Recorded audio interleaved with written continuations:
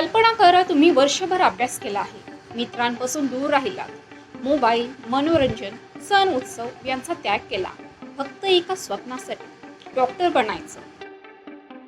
परीक्षेच्या दिवशी तुम्ही केंद्राबाहेर उभे आहात, गेट समोर दिसत आहे, पण तुम्हाला सांगितलं जातं तुम्ही फक्त 2 मिनिटे उशिरा आलात, आता तुम्हाला प्रवेश मिळणार नाही. हे ऐकल्यानंतर तुमच्यावर काय बितेल?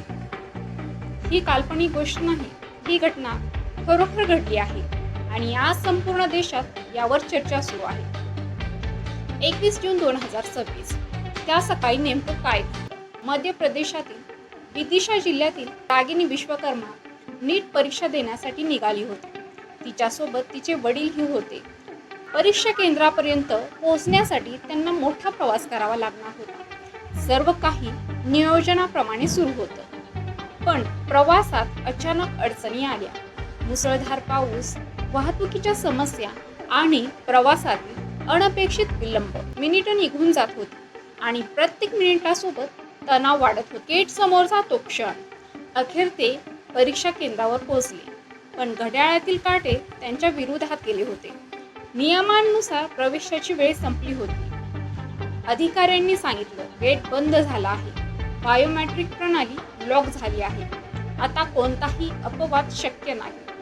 रागिनी आणि तिच्या वडिलांनी विनंती केली, परिस्थिती समजावून सांगितली, पण निर्णय बदलला गेला नाही आणि इथेच एका विद्यार्थिनीचं स्वप्न थांबलं, किमान त्या दिवसासाठी तरी.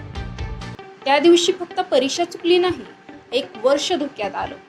नीट ही केवळ एक परीक्षा नाही, लाखो विद्यार्थ्यांच्या करिअरची दिशा ठरवणारी स्पर्धा आहे.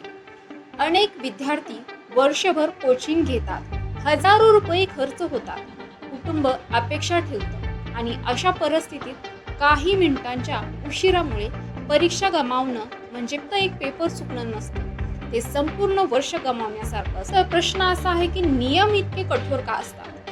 आता दुसरी ही बाजू समजून घेऊया. परीक्षा व्यवस्थापनासाठी वेळेचे नियम अत्यंत महत्त्वाचे असतात. जर एका विद्यार्थ्याला उशिरा प्रवेश दिला तर इतरांनाही तशी मागणी करण्याचा अधिकार मिळू शकतो. यामुळे निष्पक्षतेवर प्रश्न निर्माण होऊ शकतात.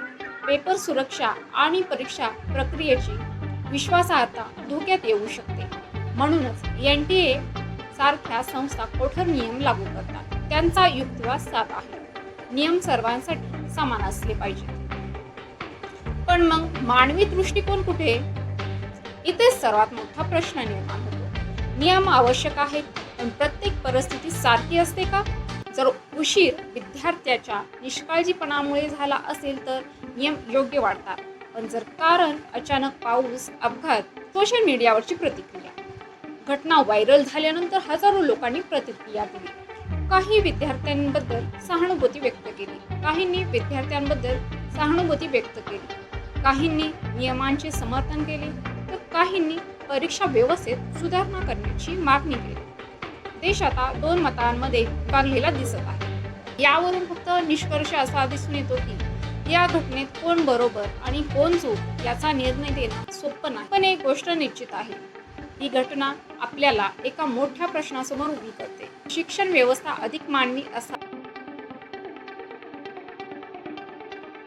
मित्रांनो, तुम्हाला काय वाटतं?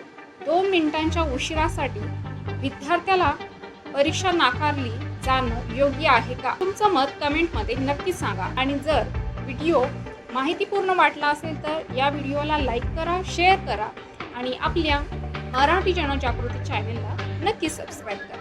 धन्यवाद.